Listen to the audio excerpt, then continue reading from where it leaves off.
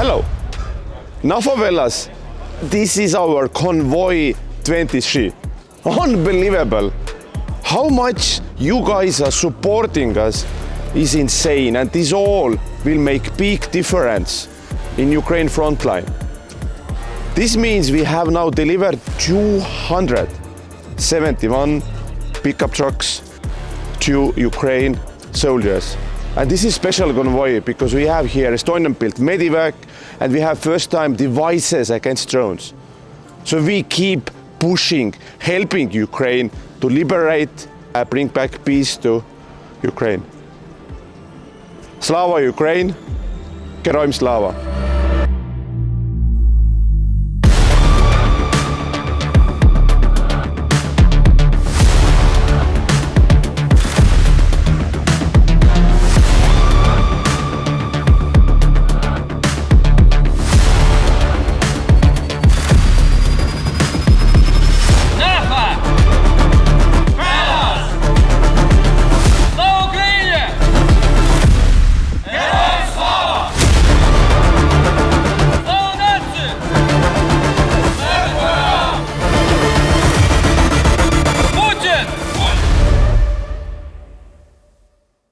So when did you join International Legion? I joined 547 days ago. Oh, so you actually know even days. So it was March, April? It was May of last year. Okay, and you are professional military? Yes, this is my third war. I'm a U.S. Marine. Third war, so this is Iraq, Afghanistan and Ukraine now? Yes, sir. And why did you join? I have a passion for helping people. So I felt that with my background and skills. I also spent a couple thousand days in Iraq doing security after my time in the Marine Corps. I felt that this would be the best way for me to help the Ukrainian people pursue freedom. Right now I'm fighting in the area of Zaporizhia. Zaporizhia. Most of this year I was in the Bakhmut area. And we have an influence of telling the Ukrainian military the best ways to use us and where we should be used. So they do listen to us sometimes with some of that information. Did you imagine that this war is so different what did you experience before? I did a lot of research before I came over here. So I was somewhat prepared before I left America to come over here of how the warfare would be different. But yes, it is very different than Iraq and Afghanistan. There we fought an insurgency, here we're fighting an actual army. So it's a very big difference. And also you don't have much aviation support because actually Russia has more aviation in Ukraine. Correct. This is the first time that I fought somewhere without air superiority. And you have seen how the tactics and everything is changing so fast because now the main thing is drones, which changing everything as I understand. How much this has meant that you guys needed to change your, habits and how you basically do the fighting? We had to change a huge amount of our tactics. Just how we move into positions, out of positions, the way we operate inside of positions, all because of the drone threats. And then we also had to pursue, with the help of NGOs, weapons and electronic warfare to help combat the drone threat. So stuff like shotguns help out, and then we also have some drone guns that render the enemy drones temporarily not useful. How many soldiers is still with you from the moment you joined, and how many left? Is it half left or? Less than half from when I first joined, as most of them are still alive.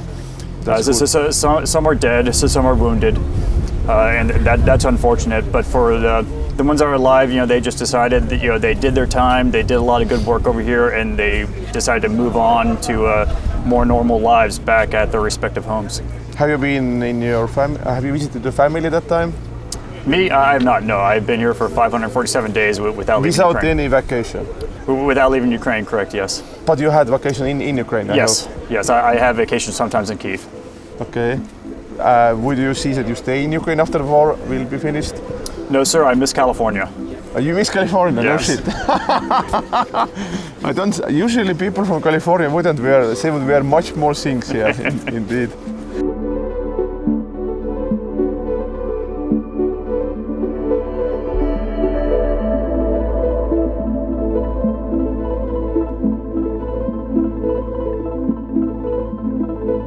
Hello my friends, we're right now here in Kiev in the Lover Monastery, and these guys you see right next to me, 4 guys, they are Estonians like me. 5 Estonians right here in Kiev. You see the blue, black and white. So this is for me first time in my 5 times in Kiev when we're handing cars and they're actually Estonian fighters here with us. So thank you for coming, and also thank you for fighting for Estonia and Ukraine.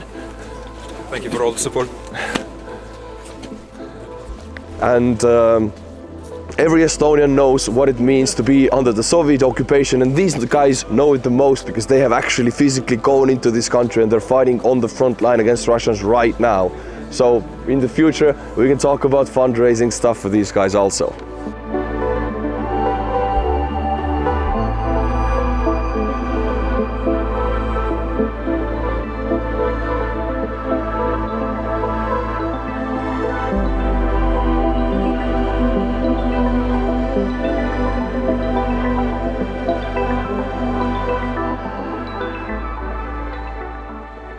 How you would use that car and why exactly how basically the frontline evacuation is working, because some people are first time here and they don't know how it is. First of all, this vehicle will be used to quickly evacuate our wounded from the closest points to the front line. You know that the faster we take the wounded, the more chances we have to save them. Женьок, нормальово? Да, заебись. Нормальово, мужики? Женька, що тут у тебе? Поцарапав, скажеш? То все хуйня, Женьок. Зараз 3 тижні йти обратно на Одіссей. Все взагалі, в принципі, нормально, Женька, да? Красавчик, Женька. І, на жаль, також всі знають, що Unfortunately, our enemy is quite strong, so a large number of vehicles are lost very quickly. That is why it is very important to us to receive new equipment to save the lives of our wounded. нашого збереження наших поранених. It is important to understand that the amount of equipment we receive is directly proportional to the number of lives saved. How do you manage to be mentally strong?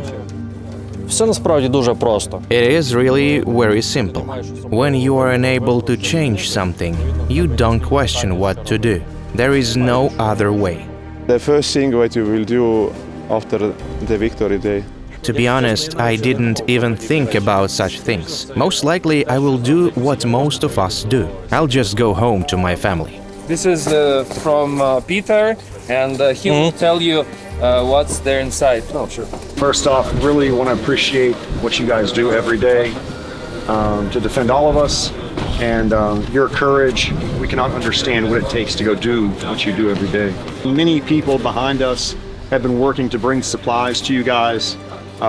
We will not stop. We will not forget until there is peace for Ukraine.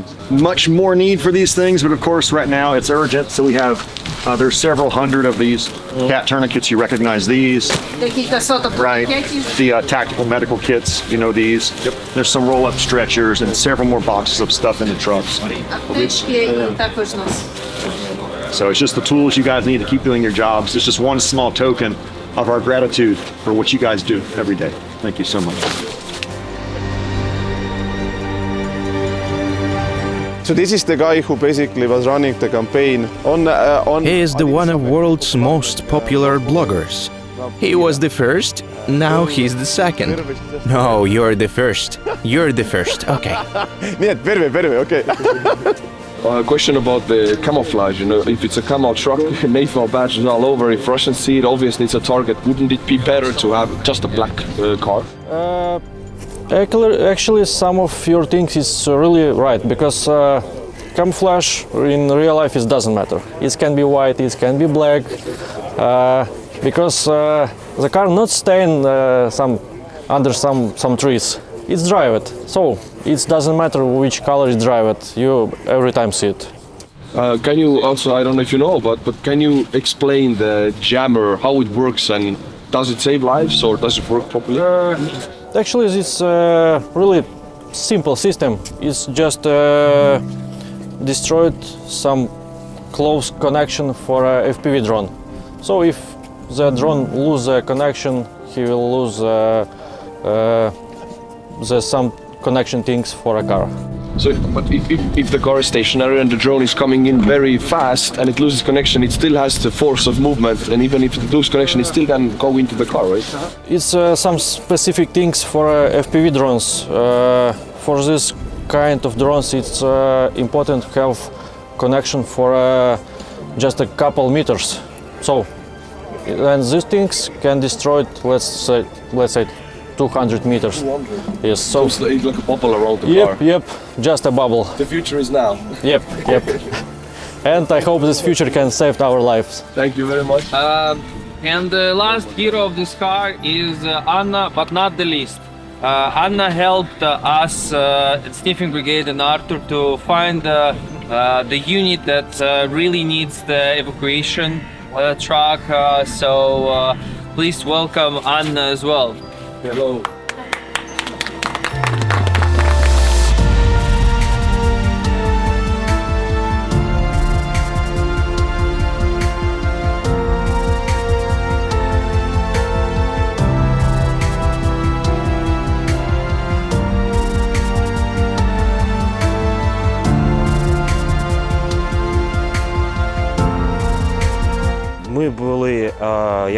As the part of Kyiv territorial defense, we took part in the defense of Kyiv from the very beginning of the invasion, on February 24th. Our battalion participated in the rescue of civilians from the city of Irpin. Then we performed tasks in the south of Ukraine, in the Kharkiv region, in the battles for the defense of Bakhmut, and now we're in the Donetsk region, in the combat zone, performing tasks. What did you do before the war? I was a journalist. A journalist? Really? Yes, I was. From Luhansk. That is, for me, the war did not begin in 2022. I saw the war in Luhansk in 2014. The footage that we saw in Borodyanka, Bucha, Irpin was not new to me, because in 2014 I had already seen it all. That Russians were torturing those who did not support their war of aggression, raping women.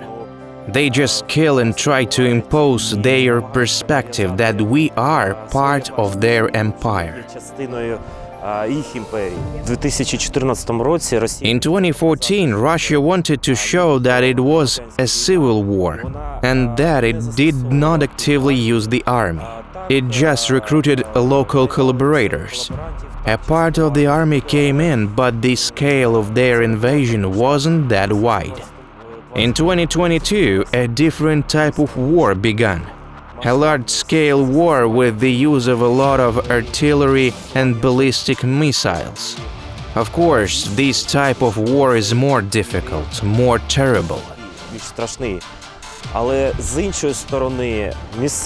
Local people of Luhansk came out to show that they wanted to remain part of Ukraine.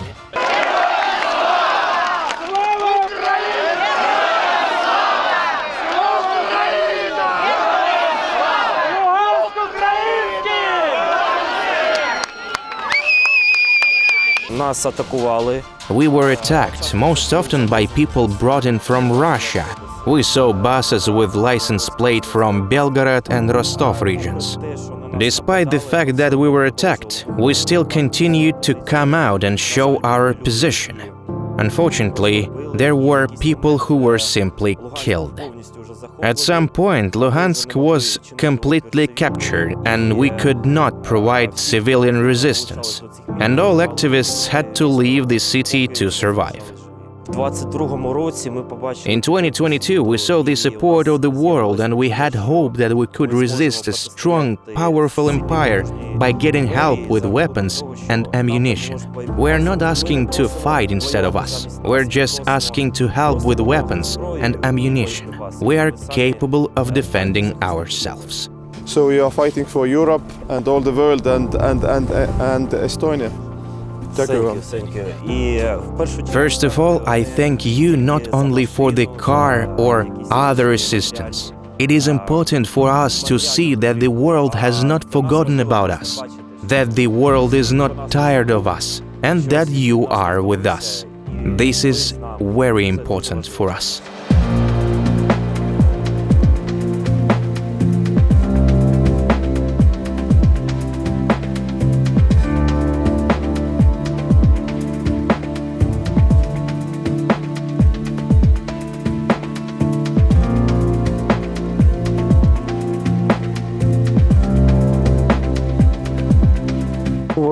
The situation in Avdiivka is very hot right now, and the Russians keeping their offensive. There have been constant assaults since October 10. In October, when the weather was more or less dry, they were advancing with their equipment. We burned a lot of their equipment there. Now there are more infantry battles. And so basically you're using some drones exactly that, as I understand, now drones are 24/7 all the time up to basically see where they're attacking. So drones play an important role in this war now. They help us to see the enemy on the approaches and warn the infantry, warn the artillery, and to target and eliminate the Russians in advance before they got to our positions. How long can be one drone life? Is it day, week, 2 weeks? When the situation was calmer, the drone could have survived for a month. Today the situation is much that we can lose 2-3 drones a day. So basically this drones was collected thanks to the Ukraine Matters and also with one Ukrainian band. They made a fundraise for those drones, altogether around 30K. They collected really fast, like it was like almost like 2-3 days. 3 days. Yeah. They wrote like a song for the Ukraine Matters channel. This is Georgis from Latvia. And yeah, they made this collaboration. We helped them to collect, we helped them to bring, and this is the example of synergy, how it works for Ukraine. And this is the anthem.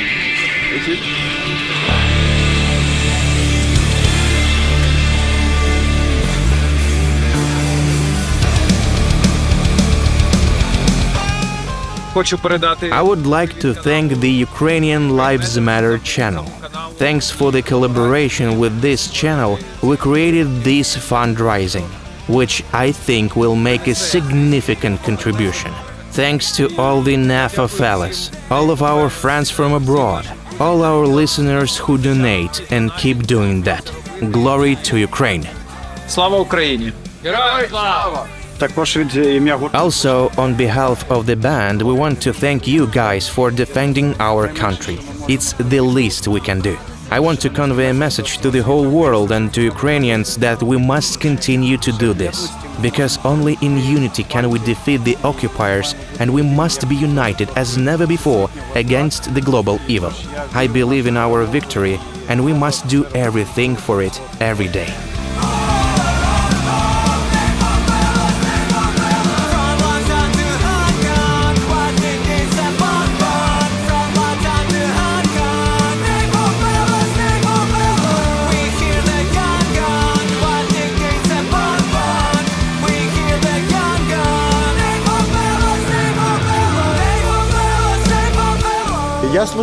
I serve in Aerial Reconnaissance, 1st Rifle Battalion.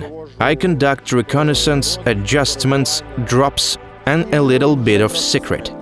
And not like my full-time work, also trying to make some media in Instagram, Facebook, YouTube, telling about warriors, you know, щоб підтримувати бойовий дух солдат. To keep the morale of the soldiers up, and actually to do fundraising.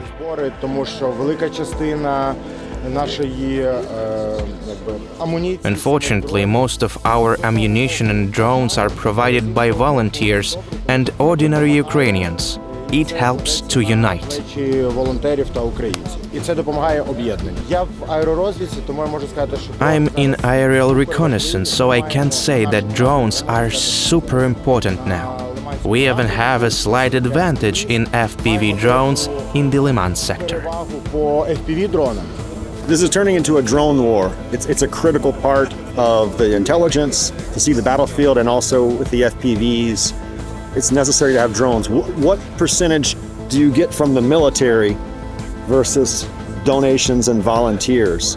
Does the military get you guys a large supply of drones? They give us, they give us to like the whole brigade, and part of these drones came from the brigade. So there is some stuff that we getting from the militaries. And also your next question about is the drones war? And if we can get them more, we can, moving faster. But anyway, without them, you wouldn't take the territory. And we understand all of that. Thank you for your support. Helping to basically hold the world free and all of the values and stuff and fighting for that. Thank you so much.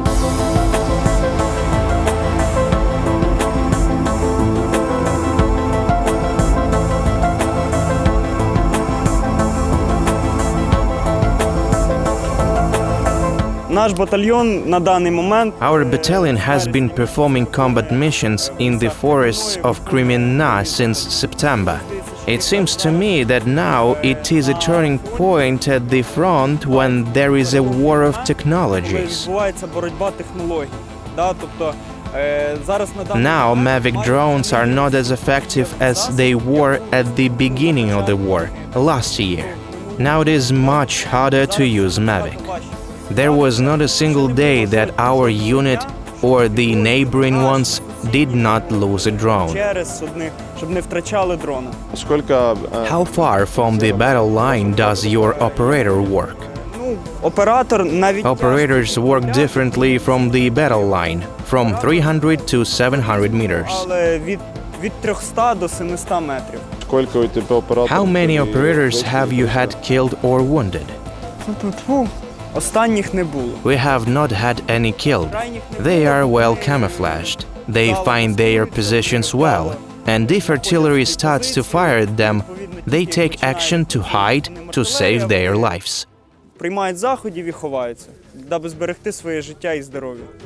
What is this? This is a shell casing from a 105mm shell from the Italian Milara gun.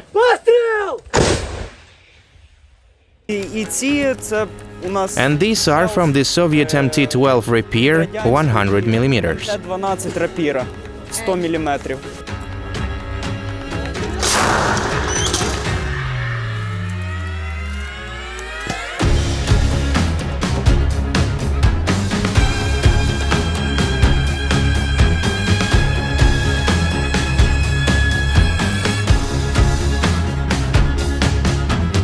We are special battalion because we like help and reserve to the bigger brigade to help them to make some tasks on the front line.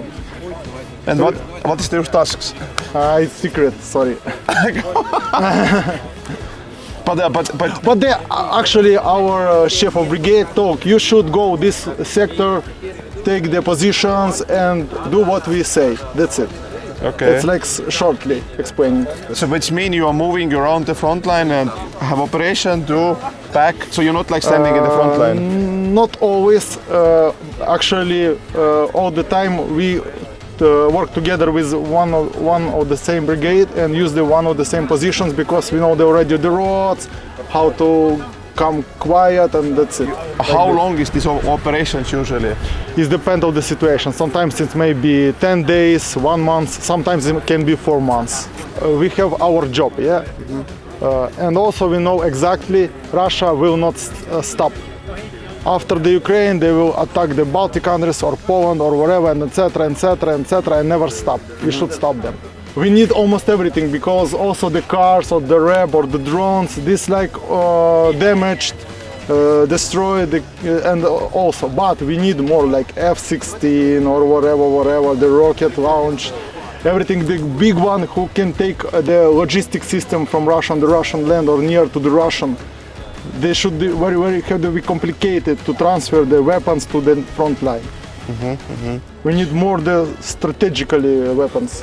Exactly, for the totally our army. Almost all the time because of the special battalion, and we cannot use the tanks or BMP machine to transfer soldiers to the near to the positions, because sometimes we have these disaster positions actually. Disaster positions? Disaster positions, but we need to be quiet. This car is exactly for quiet transfer. Yes, quiet transfer, maximum near to the positions our soldiers. Also, we don't use the lights all the time in the night vision, so nobody see, nobody know. This flag, when we sign, when we start to sign, we write some messages for the guys. And one guy who told you, please, can you sign for the volunteers help? He said, okay. And after that to start, Nimtsu from Barbados, it's for me. And start to write dirty words here, you know? What are you doing, my friend? This is for the volunteers. Oh my God, I forget, sorry, that's why. This what is the dirty word? It's from the lady. Is, you know, yeah, some ladies. And we removed it and I write this, you know, almost the same. Very good. Now it's little push here. Very good.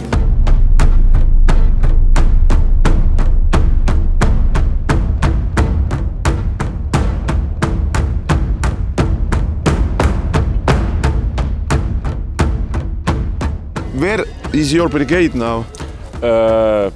Our battalion stayed on Bakhmut last year. We stay on one corner of Bakhmut and still fight 1 year. Are you close to the city or you are? Very close to the city. Yeah. So how is Bakhmut today now? It's look like a big trash box. No safety houses, buildings, everything is crushed. A lot of Russians inside the buildings, but we keep fight. But do you see, is there still some people living in Bakhmut, or you don't know that anymore? Some civilians, yes. Some civilians are still in Bakhmut? Yeah. God. No, not a lot, but maybe above 100 people. Okay. That's all. How is activity now in Bakhmut? At last couple of weeks, activity at Bakhmut stayed very high. Russians offensive our positions every day, 2-3 times. They use gas. Gas? Yes. They use a gas? Yes. Do you have devices against of that? Yes.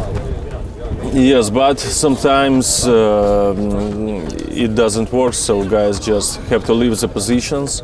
But what kind of gas is that? Because it's not so commonly talked. It's like a chemical weapon. It's like aerosol. Okay. And if gas move to your mouth, you will have a great problem with your health. So this is a problem. For now, we try to make everything to save our guys, but the last 2 weeks was very difficult. You know, war frontline now is like a chess table. In one direction they assault us, they have advantage. In another direction we have advantage and we assault their positions. And nobody knows what happened in the next 2-3 months. But we do our work. Come back to Ukraine after war. Oh, yeah. Join our places, our food, architecture, cuisine. Yep. Also alcohol. I know, yeah. I had some of that last night, right?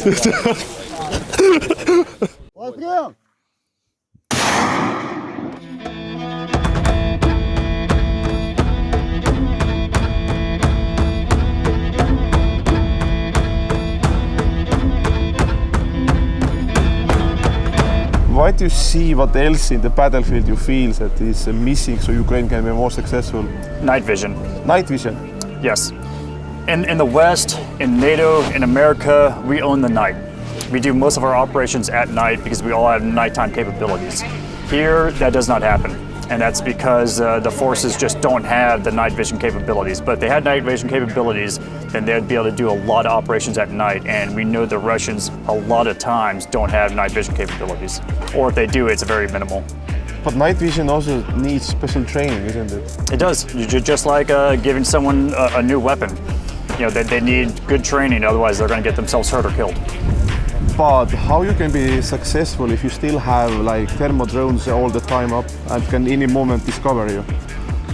That's something that has to be done, and we have to look at with our intel reports on the area of how many thermal drones that they have. Not every area has thermal drones, and that's where we use our electronic warfare and our shotguns to try to destroy the drone so we can move more freely at night. But that's basically, this is now already 500 days for you.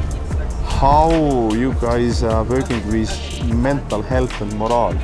Because it's getting, the longer it is, and the more difficult it is. It is. The morale goes up and down. It goes down a little more in the wintertime. Nobody likes to fight in the wintertime. It sucks. Okay. It sucks for both sides. It's not fun at all. But overall, we keep our spirits up. Just, you know, we're the brothers that we never had for each other. So, and then sometimes, you know, guys go home when they need a break to go home, and that helps out a lot as well. But we do a good job of supporting each other. How is in Zaporozhye now? It's the same way, like very cold, I assume, but is it muddy? Yes, especially with the snow. We got snow last week, and that made the roads very muddy. So having a good off-road vehicle will help out a lot with that to try to keep us alive. Because when you get stuck in the mud while being shot out by artillery, that's a stupid way to die. It's very stupid. What does it seem like? Did you also got some international stuff to the Legion, like some Humvees, other things? We've used Humvees that belong to the Ukrainian military, also American Max Pro MRAPs, but the Legion ourselves, we personally don't have any equipment like that. So basically where this car is going now? It'll be going to Zaporizhzhia, to the front lines. Frontlines. Is still Ukraine attacking, sir, actively? Yes. We are, but some of the areas, it's just slow moving because some of the areas, the Russians have had them for over a year, so they've had over a year to fortify and defend these positions.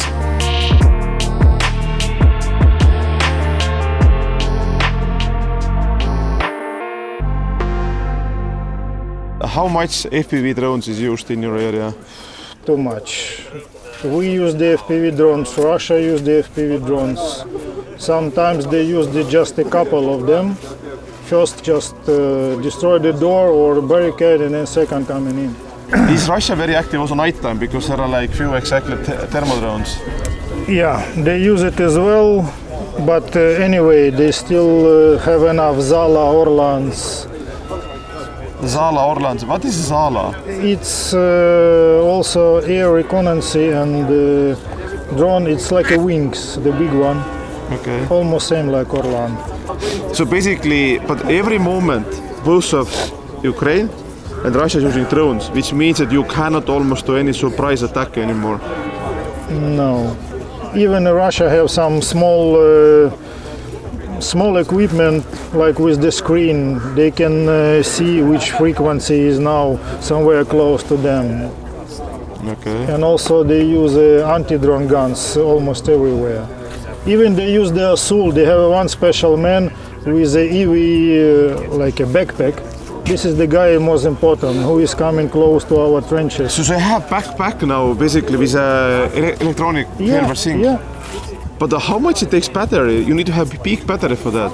Yeah, they use some batteries inside because they have a cooler on the back. How many kilos? This is something made in China or Russia? No, have Ukraine got this ever to understand how to build it?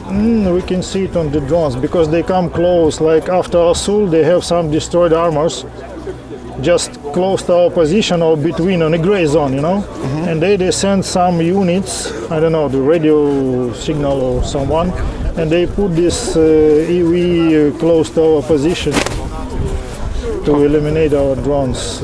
And this is also like 200 meters, or what's the effect of that? You don't know? I have no idea, but sometimes it works even 1 kilometer. Sometimes, I don't know how it depends. Maybe the different system or different power. You want to sleep here? What you do now? Yes. So, but in the front line, exactly. So this is, she was giving us so many mattresses. So see, with every. Hi, thanks a lot. Thank you. For support Ukraine. How is zero line? You're literally now raining, snowing, wet, and so on. How people like? Do you? And how long soldier stays in the zero line?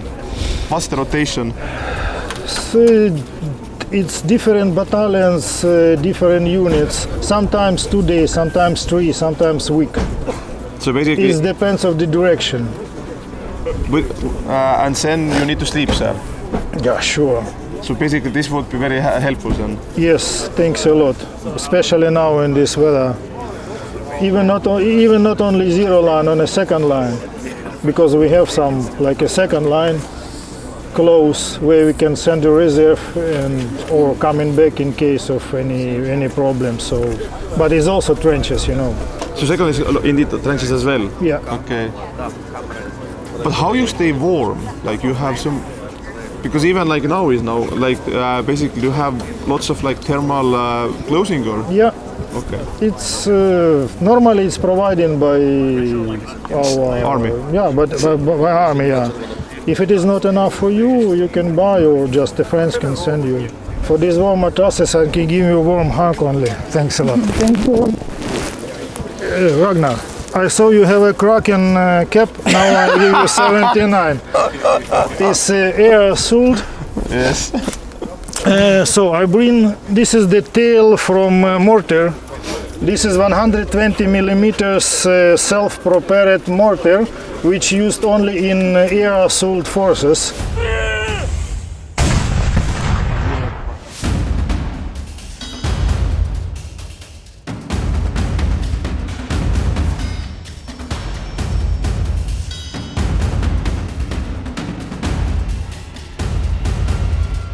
We represent the 41st Brigade of the Tank Battalion. This is a newly created battalion. We are armed with the modernized T-64 tanks. At the moment, we are in the Kupiansk direction. The special feature of the tank battalion is that it works in cooperation with other units. That is, it can operate independently, but mostly it helps other units. How basically tanks are working now in the front line? It works as it should in the armed forces. There is a combat order. There are certain crews that are sent to this or that unit as needed. How big is the problem also anti-tank missiles with Russia using? Because they have them a lot, as I understand.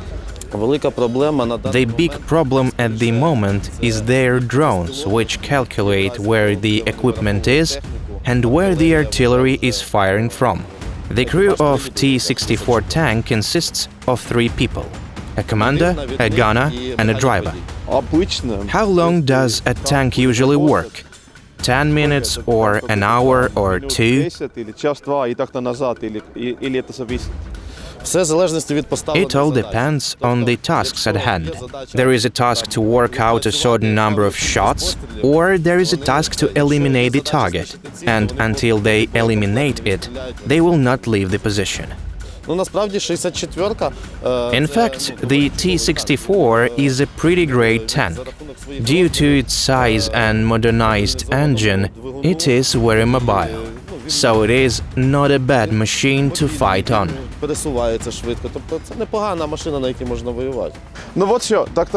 We're giving you this so you can understand the Estonian taste. There is chocolate, candy, cheese, and so on. Thank you very much. Thank you. We see that you have a successful team. The tankers are working, and we will win.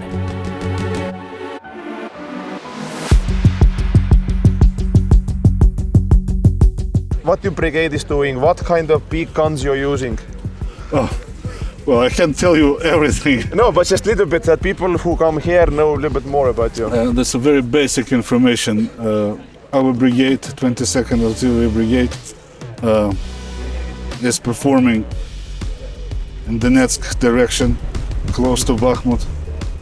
Our targets are somewhere between 15 and 25 kilometers behind the line.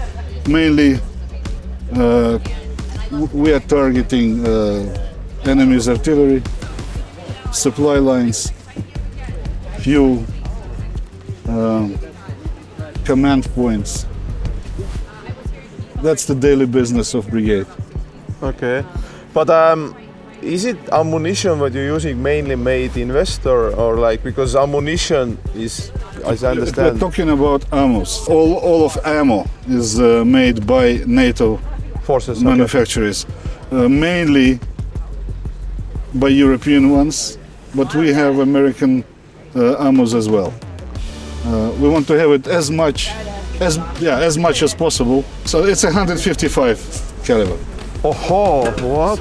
So this is one of souvenirs which we prepared from our brigade to you organizers, with appreciation of your assistance and help. That's of great importance for us. This is a tube where we store powder, gunpowder, to perform the shot.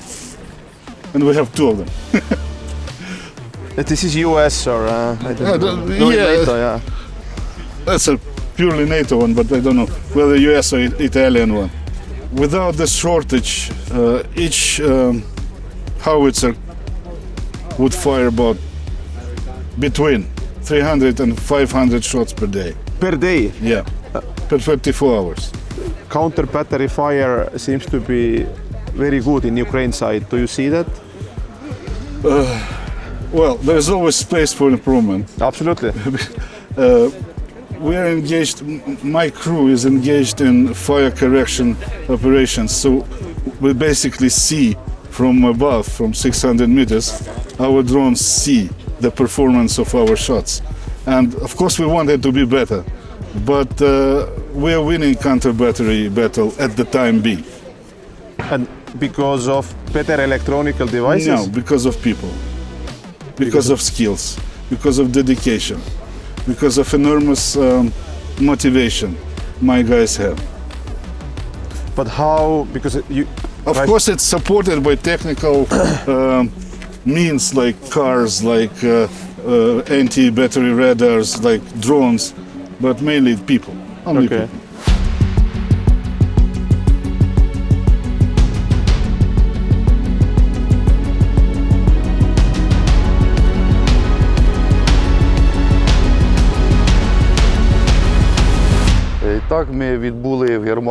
We were on military training in Germany. After the training, we were sent to the Bakhmut direction. That's where we serve. The tactics given to us by Germany do not work here. Their tactics are still from 1945. It is not valid here.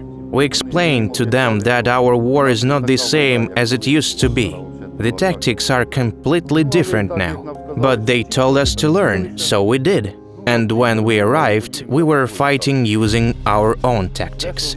We borrowed some skills from them.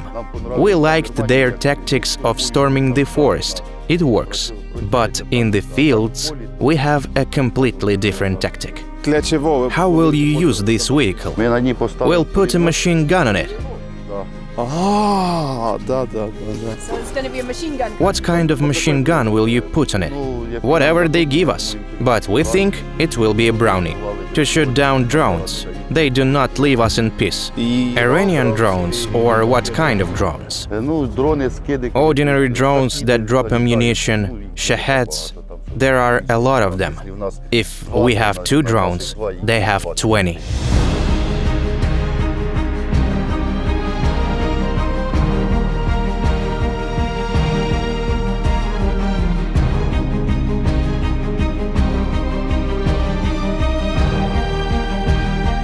all of the soldiers have received now the cars. And meeting with these people is always the most inspiring. And think about, one soldier told us, no one in the world have never, in last 8 years, fight like that. So Ukraine is making history for every day to taking back the land and destroying the enemy. And NAFO Velas, you are part of that. And think about now is a rain, it's muddy, winter, super bad time, but these brave people are still in the front line and fighting. So we have to keep going, support them until all the land is back in Ukraine. Thank you all NAFO fellas. Let's keep fighting. Slava Ukraine, Geroim Slava.